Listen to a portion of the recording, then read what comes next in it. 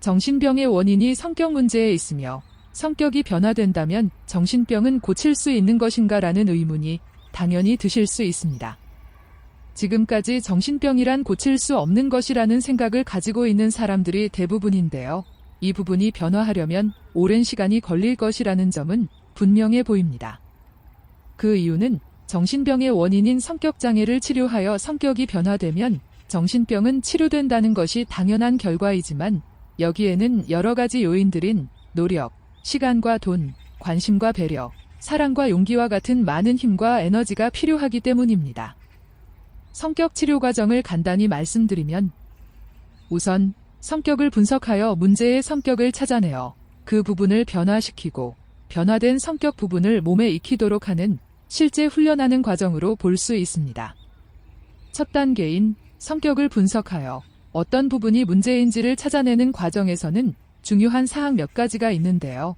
우선 가장 중요한 것은 문제를 찾아내고자 하는 본인의 의지입니다.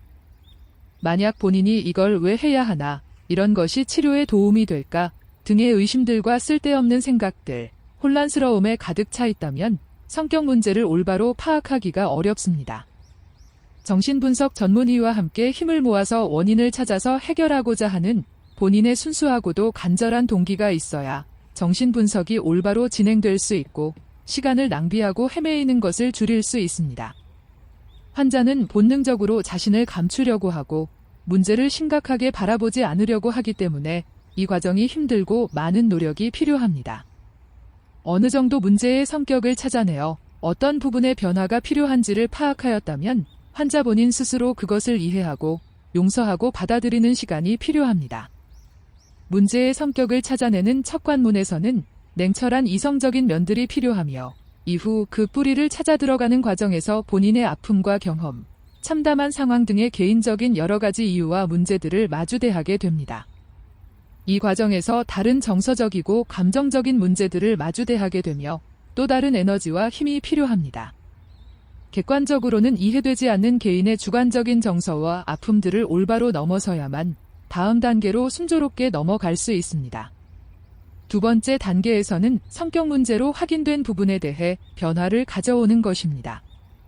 자신의 문제 성격을 변화시키는 시도를 하는 단계이며 성격 문제의 뿌리에서 확인된 그 아픔을 제거하고 그 병들어 썩어진 뿌리를 뽑는 것입니다. 문제가 되는 부분의 아픔을 승화시켜 이제까지 익숙해진 행동을 새롭게 바꾸기 위해 실제 훈련을 하는 것입니다.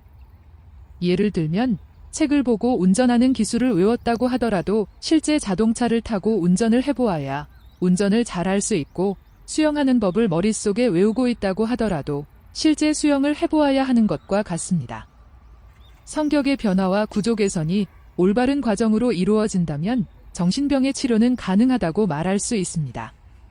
하지만 정신병의 정도와 깊이, 급성이냐, 만성이냐, 병에 걸리기 전 기능이 어느 정도였느냐 등등 여러 가지 변수가 있다는 사실도 기억해야 할 것입니다.